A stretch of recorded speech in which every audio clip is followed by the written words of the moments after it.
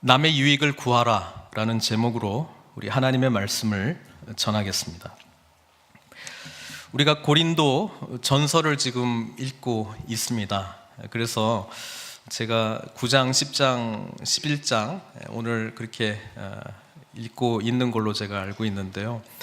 어떤 본문을 준비할까 이렇게 보다가 오늘 10장 23절부터 11장 1절까지의 말씀을 전해야 되겠다 그렇게 마음을 먹었습니다.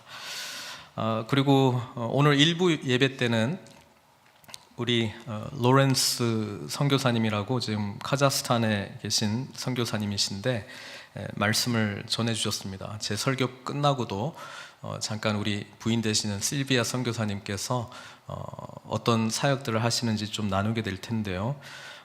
제가 일부 예배 말씀을 듣고 좀 깜짝 놀랐네요. 왜냐하면 주제가 같았어요. 주제가 같았기 때문에 제가 좀 놀라기도 했고, 또 우리 교회를 통해서 또 말씀하시는 그런 하나님의 음성으로 믿고 또 이 말씀을 전하겠습니다. 고린도 전서, 후서 굉장히 중요한 편지인데 이 편지를 잘 이해하려면 좀 배경 지식이 좀 필요합니다.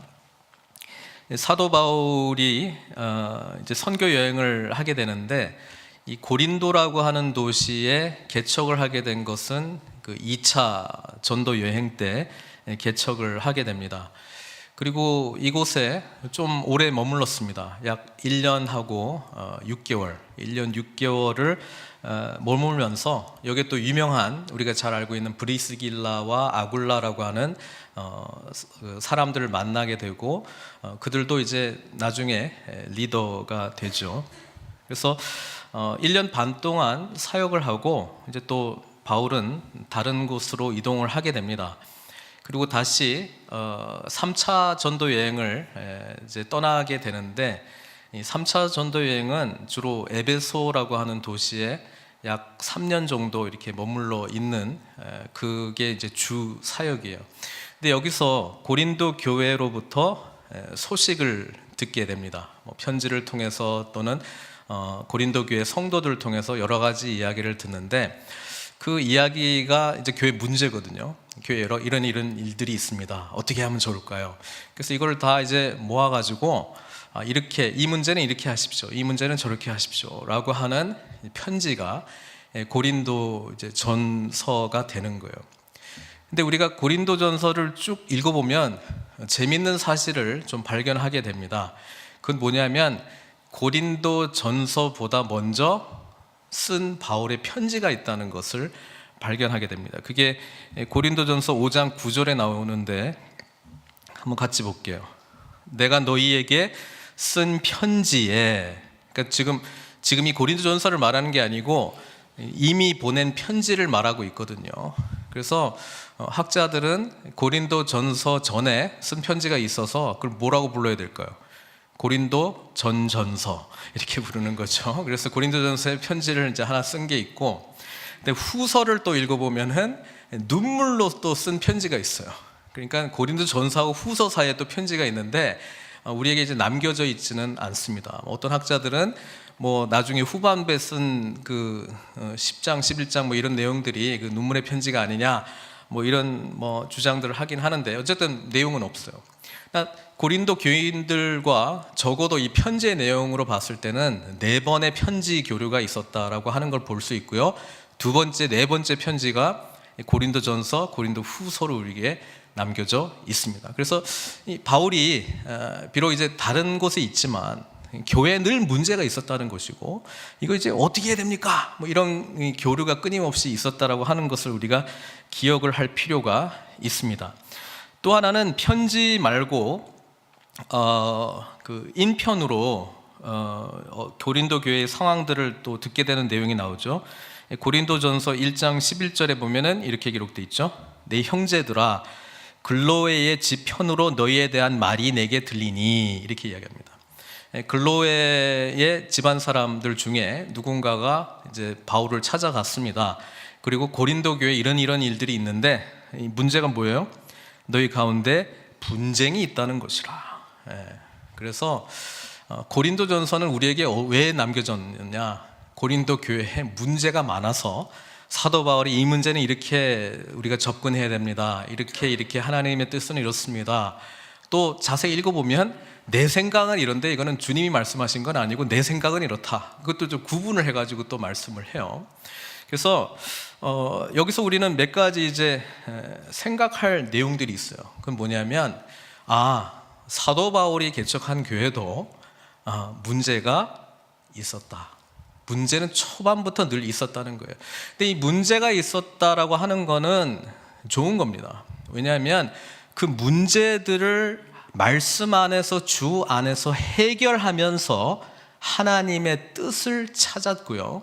그 뜻을 발견하면서 오늘날 뭡니까? 이게 신약 성경으로 기록되어서 유사한 문제를 겪고 있는 우리들, 여전히 교회 안에 여러 가지 이런 문제들이 일어날 때 어떻게 이 문제를 해결해야 될 것인가에 대한 안내자 역할을 하기 때문에 그렇다라고 하는 것이죠. 그래서 고린도 전서에 어떤 문제들이 있었느냐? 아까 글로의 집 편으로 분쟁이 있다. 분쟁이 있다라고 하는 내용인데 그거 하나 볼게요. 여러 가지 문제들이 많이 있는데 고린도전서 1장 12절에 어떤 분쟁이냐면은 내가 이것을 말하거니와 너희가 각각 이르되 나는 바울에게, 나는 아볼로에게, 나는 게바에게, 나는 그리스도에게 속한 자라 한다는 것이니. 그러니까 바울이 1년 반 동안 목회를 하고 떠났는데 떠난 이후에 바울파가 생겼고요. 그 다음에 그 뒤에 아볼로라고 하는 아주 그 언변에 뛰어난 사람이 있어요. 그리고 구약 성경에 정통한 사람이 있어요. 그러니까 이 사람이 쫙 설교를 하니까 다들 이제 뿅 간 거예요. 쉽게 이야기하면. 그러니까 아볼로를 따르는 무리들이 있었고, 또 어떤 사람들은 나는 바울에게도 뭐 교육을 못 받았고 아볼로에게도 교육을 못 받았고 우리는 게바, 피터, 베드로의 말씀도 들었고 그 사역에 우리가 가까이 있었던 사람들이다. 우리는 베드로파다, 게바. 그리고 뭐 이도 저도 아는 사람들은 우리는 그냥 예수님하고 이제 직통 계시 받아가지고 신앙생활 한다. 뭐 이런 이제 무리들이 생겨나는 거예요. 재밌죠. 하나님의 몸된 교회가 신앙생활을 잘 하려고 하는데 파가 생기는 거예요. 그 분쟁에 대한 이야기가 또 나오고요. 그 다음에 또 여러 가지 문제들, 여기 편지에 보면은 음행을, 이 고린도라고 하는 도시가요, 로마 사람들이 고린도인처럼 행동하다라고 하는 동사가 있어요. 고린도라고 하는 걸 넣어가지고 동사를 만들었습니다. 그 동사의 뜻이 뭐냐면 문란하다라고 하는 뜻입니다. 그래서 그때 당시에 고린도라고 하는 도시는 굉장히 상업적으로도 발전을 했지만 아주 성적으로 문란한 도시였습니다. 그리고 로마의 지배를 받는 여러 민족들이 다 여기에 모여 있었기 때문에 그들이 그 자신들이 섬겼던 우상들이 이제 판을 치는 그런 곳이 또 고린도였습니다. 그러니까 복음이 여기 들어가니까 이 사회를 복음으로 변화를 시켜야 되는데 이 교회 안에 그런 여러 가지 잡다한 문화의 영향을 받은 사람들이 얼마나 많았겠습니까? 그러니까 뭐 여기 조금 은혜 받으면 이제 말이 좀 많아지기 시작하거든요. 은혜 받으면. 그러면 뭐 이래야 된다 저래야 된다 뭐 이런 것들이 그냥 고린도 교회에 그냥 팽배했습니다. 그래서 음란에 대해서는 헬라 철학의 영향 중에 이런 게 있어요. 육적인 거는 전부 악하고 영적인 것은 전부 선하다라고 하는 그런 생각이 있었습니다. 그러니까 이 몸은 어차피 껍데기고 중요한 것은 영이니까 영은 예수 믿고 부활체로 믿고 있는 거예요. 그러니까 우리가 육적으로 아무리 죄를 지어도 이제 괜찮다 이런 겁니다. Everything is okay. 그러니까 뭐 육적으로 우리가 음란하게 행하든 말든 어차피 뭐예요? 예수님이 우리를 용서해 주셨고 뭐 이렇게 되니까 그냥 막 가는 인생을 사는 사람들이 생긴 거예요. 이거 어떻게 합니까? 그 음행의 문제. 그다음에 소송의 문제. 막 싸우다 보니까 이 싸움이 이제 바깥에 이제 법정 소송까지 간 거예요. 이거 어떻게 해야 됩니까? 그리고 결혼의 문제. 불신자하고 결혼해도 됩니까? 안 됩니까? 뭐 어떻게 해야 됩니까? 고민이 되기 시작했고, 특히 오늘 10장에서 다루고자 하는 내용은 8장, 9장, 10장 전체가 그 주제인데요. 고린도에 있는 고기를 먹으려면 이제 정육점에 가야 되는데 그게 우상 앞에 제물로 드려졌다가 이 정육점으로 이렇게 흘러나오는 경우가 많거든요. 그러니까 우상 앞에 바친 이 고기를 먹어도 되냐 안 되냐 먹는 거 가지고 이제 고민을 하기 시작합니다. 그 다음에 이제 그 성만찬도 보면은 이 고린도 교회도 대부분이 가난한 사람들이었습니다. 이 사회 저소득층, 뭐 노예, 뭐 하여튼 신분이 좀 낮은 사람들이 많이 믿었는데 그래도 좀 엘리트 그룹이 믿기도 했어요. 근데 이 엘리트 그룹들이 함께 모여서 주의 성찬을 할 때 그때 당시에는 성찬식도 있었지만은 애찬이라고 해서 같이 공동 식사도 굉장히 예배에 중요한 대목이었습니다. 근데 이제 부자들은 자기 먹을 것들을 뭐 일도 안 하고 하니까 먼저 싸워가지고 자기들끼리 먹고 이 뭐 노예들이나 이런 저소득층에 있는 사람들은 나중에 일 다 하고 이제 왔으니까 뭐 이제 먹을 거 없고 뭐 이런 일들이 교회에 일어나는 거예요. 이거 어떻게 됩니까? 뭐 이런 문제가 또 생겼고요. 그다음 고린도 교회가 문제가 많고 하여튼 영적인 거 막 추구하다 보니까 그 은사가 넘쳐났어요. 여기 방언 터지고 예언하고 병 고치고 뭐 그냥 성령의 은사들이 막 나타나는데 어떤 은사가 제일입니까? 누가 이 은사 중에 은사입니까? 그리고 주로 이제 방언하는 사람들이 그런 사람들이라 생각을 하면서 뭐 이거 어떻게 해야 되죠? 뭐 이런 문제들. 그러니까 이런 문제들이 많이 있었습니다. 우리는 고린도전서 그러면 13장 사랑장, 사랑은 언제나 오래 참고 뭐 온유하고 뭐 이렇게 되게 좋아하는데 그 사랑장이 왜 나왔겠어요? 고린도 교회에 사랑이 없었기 때문에 나온 장입니다. 그렇게 생각해 보면 이 고린도 교회가 심각한 문제에 있었구나.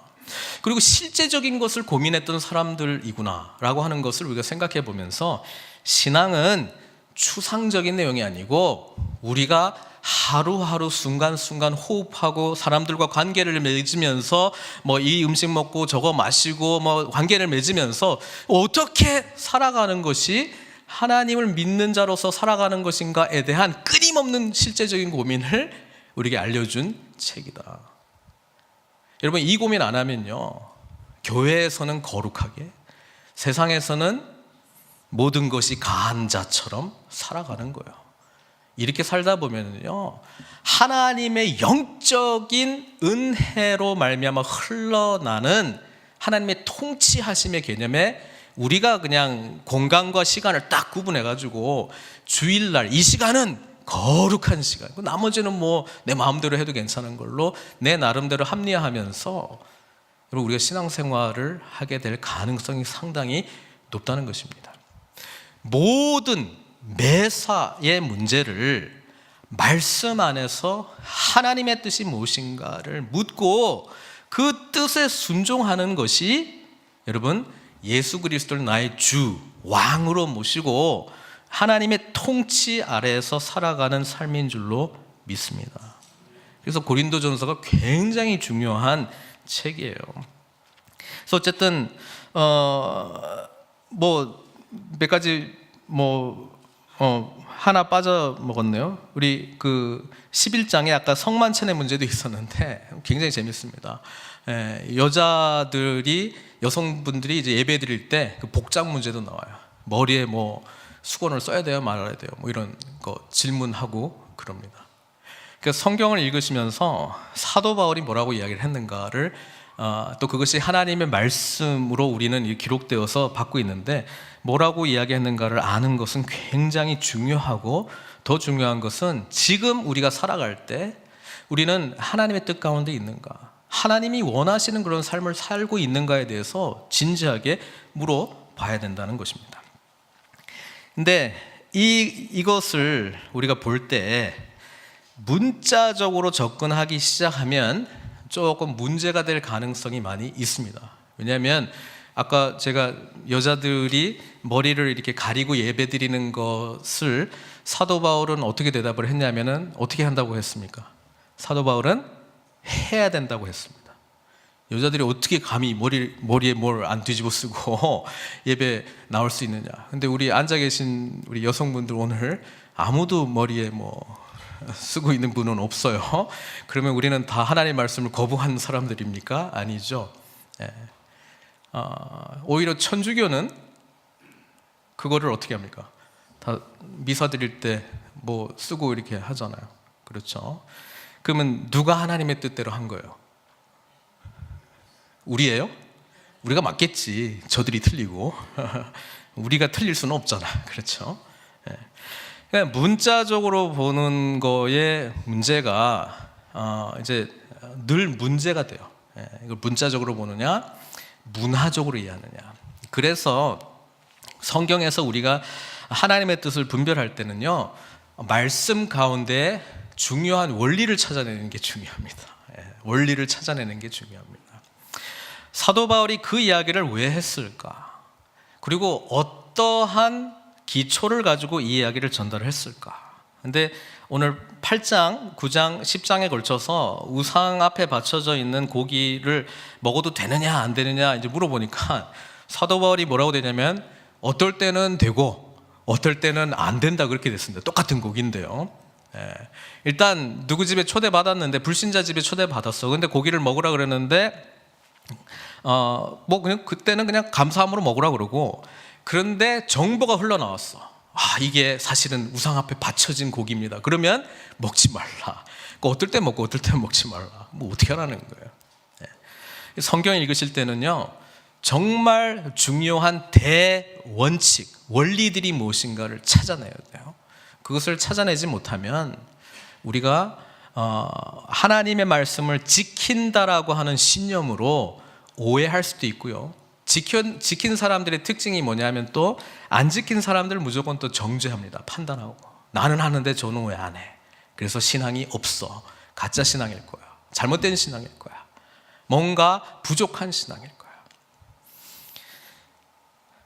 그 탕자의 비유에 그 두 아들이 있잖아요. 하나는 허랑방탕하게 생활하다가 아버지 곁으로 돌아오고, 한 아들은 아버지 곁을 절대로 떠나지는 않았지만 너무나 멀리 있었던 아들. 우리는 둘 중에 하나예요.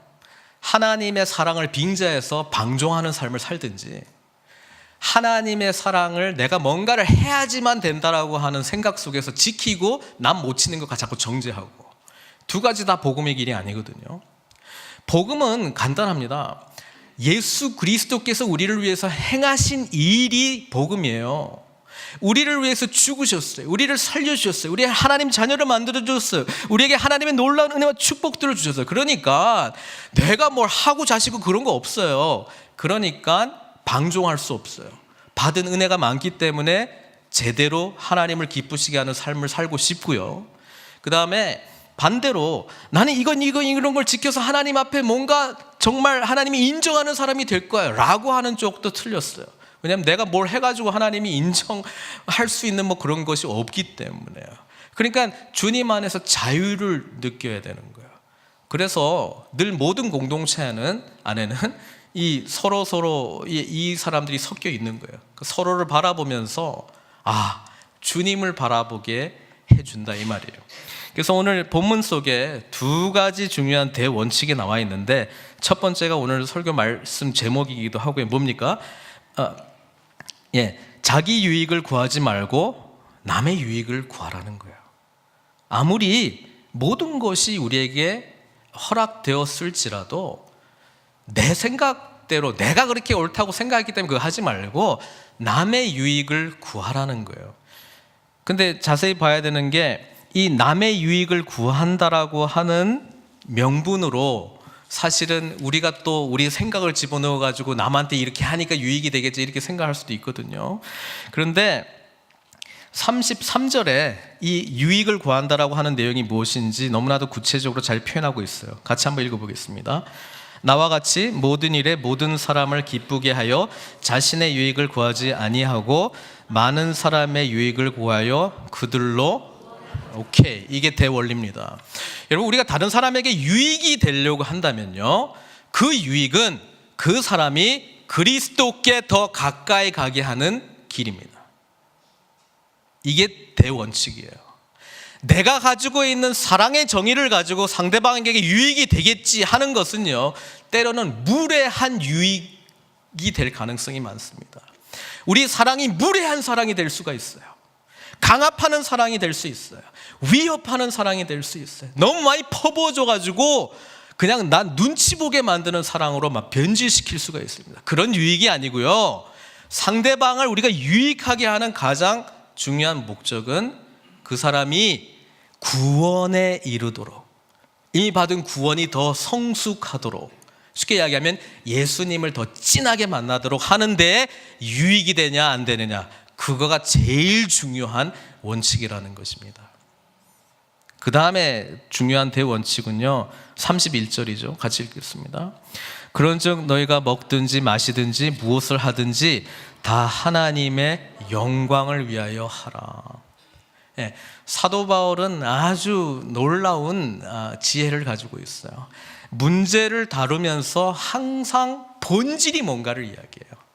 야, 지금 먹고 마시자 문제가 아니잖아. 우리의 신앙생활이. 우리의 신앙생활은 하나님의 영광을 올려드리는 거야. 하나님께 영광 돌리는 삶이야. 그러니까 이 문제를 통해서 어떻게 하나님께 영광을 돌릴까를 대원칙으로 생각하면서 결정을 내려야지. 나는 모든 것이 다 가해. 이 음식도 괜찮고 이 음료도 괜찮고 아무것도 나는 프리해. 그렇기 때문에 당신, 신앙이 약한 당신은 나를 좀 본받아야 되지 않겠어요? 더 강압하고 더 보여주고, 이게 그 사람이 구원의 문제에서 흔들리지 아니하고 주님께 더 가까이 나아가게 도와주는 길이에요.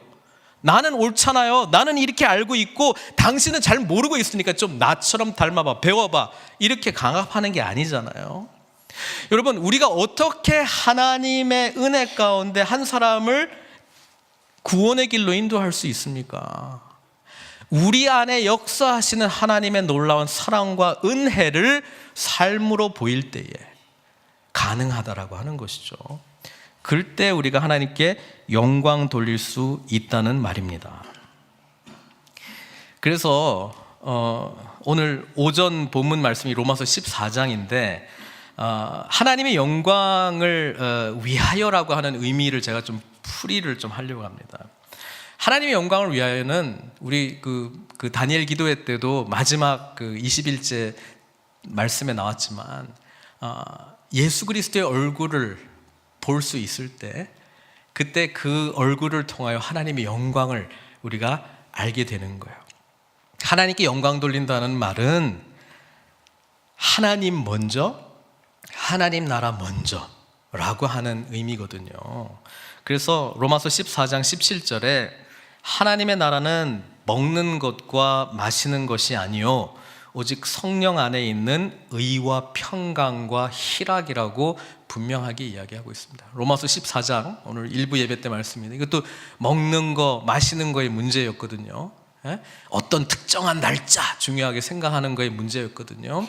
그러니까 그것을 중요하게 생각하는 유대인들과 또 그것을 별로 중요하게 생각하지 않은 헬라인들, 기독교인들의 갈등이었단 말이에요. 사도 바울이 뭐 이것도 괜찮고 저것도 괜찮은데 중요한 것은 우리가 하나님의 나라를 세워서 하나님께 영광을 돌린다라고 할 때 거기서 나타나는 것은 의, 하나님과의 바른 관계, 그 다음에 하나님께서 주시는 평강, 이 세상 평강 말고요, 그리고 하늘의 은혜로서만 알게 되는 기쁨.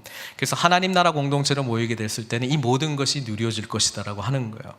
그래서 많은 경우에요, 우리가 이거 굉장히 중요한 문제는 이거 어떻게 해야 됩니까? 라고 질문할 때 한 번 더 질문해요. 이거 정말 중요한 문제일까? 그리고 나는 왜 이 문제를 해결받으려고 하는 걸까? 그거 본질적인 질문을 해야 돼요. 그리고 그 본질적인 질문이 하나님의 사랑을 알아가는 데에, 그리고 그 문제를 일으키고 있다고 생각하는 그 당사자가 정말 하나님의 사랑과 구원의 은혜를 알아가는 데 도움이 되면 열심으로 우리의 생각이 아니라 하나님의 말씀을 전하시고 하나님의 삶의 방식을 보여주시면 되는 겁니다. 근데 그게 아니라 논리로, 논쟁으로, 이거 백날 해봤자요, 논쟁의 결론은 항상 결론은 이거예요. 당신하고 나하고는 생각이 틀리네, 앞으로 볼 사람 아니구만, 이러고 이제 헤어지는 거거든요. 그러니까 논쟁을 할 때 주의하셔야 돼요. 이걸 통해서 상대방에게 다른 생각을 불어 넣어 주실 수도 있죠. 그러나 우리 믿는 자들은 알잖아요. 사람은 내가 말했다고 절대로 변하지 않는다고. 성령께서 터치해 줘야 된다는 거예요. 그러니까 내 말이 힘을 얻으려면 변화된 나를 보여주시는 것이 훨씬 파워풀합니다. 그래서 이제 결론으로 좀 가려고 그러는데요. 남의 유익을 구하라, 그리고 하나님의 영광을 위하여 라고 하는 이 대원칙이 모든 어떤 갈등의 문제 속에 우리가 늘 생각했으면 좋겠습니다. 근데 이 두 가지가 뭐냐 하면, 남의 유익을 구하라라고 하는 것은 내 이웃을 내 몸과 같이 사랑하는 거고요. 하나님께 영광을 돌리라라고 하는 것은 다른 것이 아니라 하나님을 사랑하는 것입니다. 그래서 이 두 원칙은 이미 율법을 통해서 말씀을 하셨고요. 하나님이 끊임없이요. 율법은 지키라 지키지 말라의 문제가 아니라 하나님을 사랑한다면 이렇게 해라라는 말씀이고, 이웃을 사랑한다면 이렇게 하라는 말씀이잖아요. 그래서 예수님이 이 구약의 율법을 요약을 하실 때 하나님 사랑과 이웃 사랑으로 딱 요약을 시켜줬잖아요. 그러면서 본인이 율법의 완성자로 오셨다라고 이야기를 하고 있습니다. 그 말이 뭔 말이에요? 예수님 아니면 우리가 하나님을 사랑할 수도 없고 이웃을 사랑할 수 없다는 뜻입니다. 그래서 사도 바울이 가지고 있는 대전제 중에 대전제는 뭐냐면 in Christ, 그리스도 안에서입니다. 모든 문제 해결은 그리스도 안에 있을 때 해결이 된다는 것을 알고 있었어요. 그리스도 밖에서 아무리 해결하려고 해도 그리스도 안에 있지 않으면 그 문제가 해결이 되지 않아요. 그리스도 안에 있다는 뜻은 뭡니까? 내 삶의 주인은 예수님이시고, 내 삶의 목적도 예수님이시고, 그리고 주님의 얼굴과 내 얼굴 사이에 아무것도 없다는 것, 그런 것 아니겠습니까? 그 아무것도 없다라고 하는 우리 장로님 기도하셨던 것, 또 우리가 다니엘 기도회 때 들었던 것은 다름 아니라 사랑의 관계에서만 가능한 거거든요. 그러니까 예수님을 진정으로 사랑하게 되면 이 문제들을 어떻게 다룰지 하나님께서 지혜를 주신다는 거예요. 근데 in Christ가 아니면은 그 문제를 해결하려고 논리 플러스 내가 알고 있는 성경 지식들, 그리고 이 사람은 저렇게 했다, 저 사람은 저렇게 했다, 이 교회는 이렇게 했다, 그런 거 다 갖다 붙이는데요, 논리로는 이길 수 있을지 모르겠습니다만은 그 사람의 마음은 절대로 변화시킬 수 없습니다. 왜냐하면 마음의 영역, 영의 영역은 우리 그리스도 안에 있기 때문에 그렇습니다. 변화된 우리 자신의 삶을 보여줄 때 사람은 진짜 깊이 생각하게 됩니다. 특히 고통 가운데, 고난 가운데 우리가 어떻게 행동하는 것을 보면 세상 사람들은 야, 하나님이 정말 계시긴 계신가 보다 라고 생각하게 될 거예요. 정리하겠습니다. 사도 바울은요, 이 문제 이렇게 하십시오, 저렇게 하십시오 라고 다 이야기를 하고 있지만 자세히 읽어보면 우리의 관심을 늘 그리스도께로 집중하게 해요.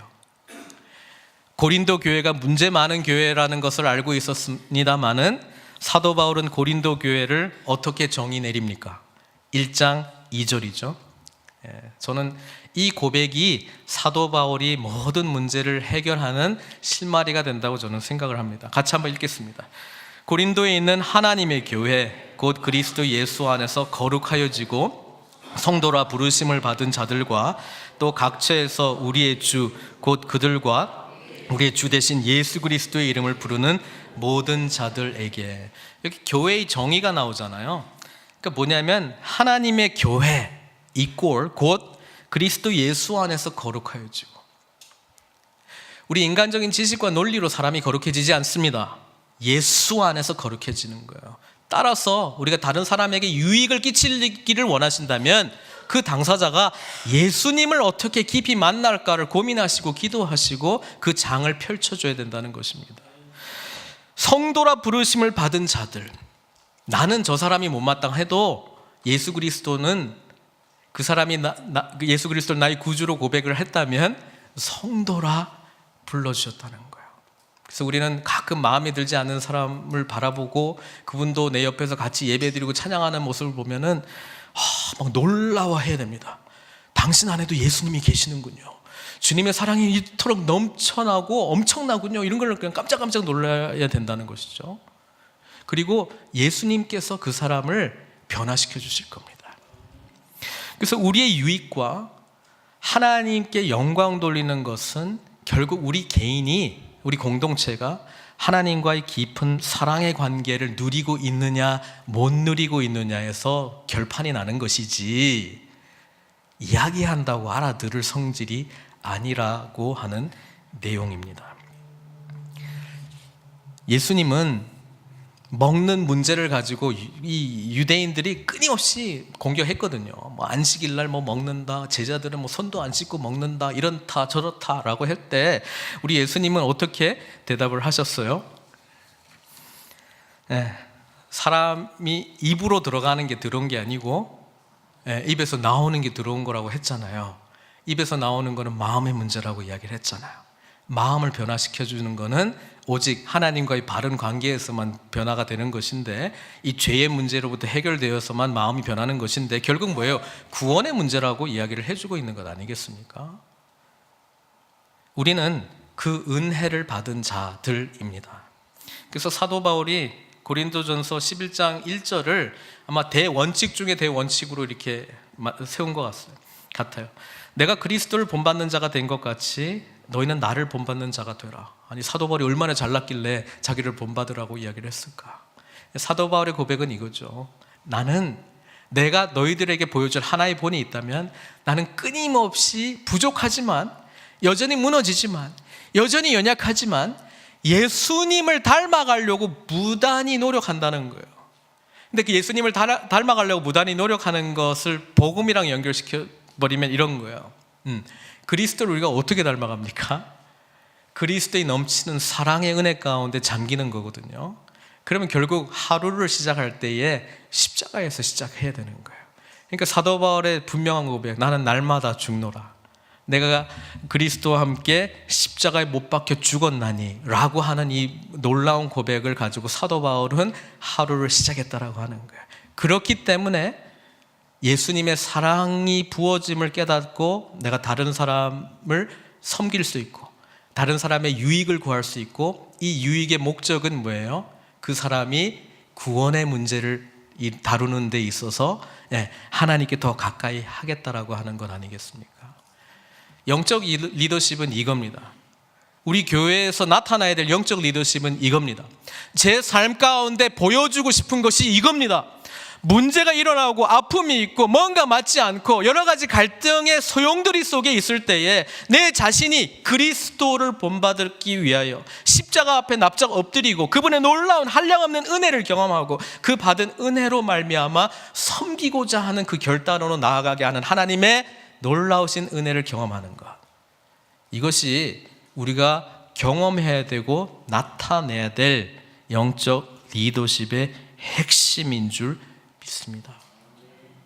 이것이 회복될 때, 여러분, 사도 바울은 나중에 뭐 11장, 12장, 13장, 14장 뭐까지 가는 이 은사의 문제까지도 결국 내가 더 큰 은사를 보여주리라 그러면서 사랑 이야기하잖아요. 많은 분들이 그거를 뭐 사랑의 은사 뭐 그러면서 뭐 사랑의 은사를 받아야 돼, 가장 큰 은사야 뭐 이런 차원으로 이야기하지만, 저는 다른 것이 아니라 은사 문제마저도 사도 바울은 우리가 하나님의 놀라운 사랑에 잠겨 있습니까? 그 놀라운 사랑을 온전히 깨닫고 누리고 있습니까? 주님의 얼굴을 바라보면서 이 놀라운 사랑의 관계를 우리가 경험하고 있습니까? 그리고 그 사랑으로 서로 섬기고 있습니까? 그 초점을 우리에게 다시금 말씀해 주는 것이거든요. 저는 우리 늘푸른 선교교회 올 한 해 동안에 우리 마지막 다니엘 기도 시간에 뭐 간증들 몇 분 또 나누고 하면서 저 나름대로 느낀 부분이 있습니다. 하나님께서 우리 한 분 한 분을 너무나도 사랑하신다라고 하는 것이고, 우리 교회를 너무나도 사랑한다라고 하는 것입니다. 그래서 저는 거기에 소망을 둡니다. 우리가 뭐 고린도전서에 나와 있는 고린도 교회처럼 여러 가지 이슈들이 나타날 수 있습니다. 그럼에도 불구하고 이것은 예수 그리스도께서 우리를 불러주신 공동체, 그리고 예수 그리스도 안에서 하나님께서 거룩하게 만드시는 공동체, 그리고 그분의 몸이신 교회라면 여기에 소망이 있다라고 하는 사실입니다. 그 소망을 붙들고 여전히 섬기려고 합니다. 그 소망 안에 모든 답이 있기 때문에 그렇습니다.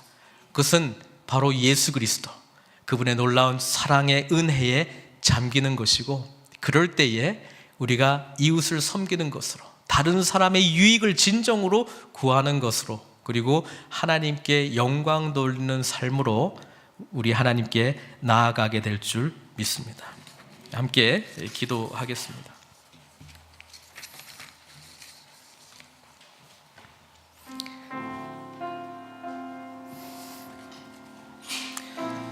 교회는 늘 문제가 있어요. 그래서 문제 없는 교회를 찾아 나가는 것이 우리가 해야 될 일이 아니고요, 이 문제를 그리스도께서 보여주신 방식으로 해결하면서 우리가 함께 영적으로 성숙하고 그리스도의 공동체가 빛나는 모습으로 변화되어 가는 것이 우리가 취해야 될 길인 줄로 믿습니다. 오늘 두 가지, 내 유익 말고 남의 유익을 구하라, 그리고 하나님의 영광을 구하라라고 말씀하셨는데, 우리 좀 기도했으면 좋겠습니다. 여러분, 하나님이 주신 사랑 안에 이것이 가능하고요, 하나님의 주신 사랑을 온전히 누리면 하나님 사랑과 이웃 사랑으로 우리가 온전히 나아갈 수 있습니다. 그 은혜를 이 시간 허락해 달라고 함께 기도함으로 나아가겠습니다. 하나님, 연약한 저희들을 불러 모아 주시고 하나님의 영광의 교회로 우리를 인도해 주신 은혜 감사드립니다.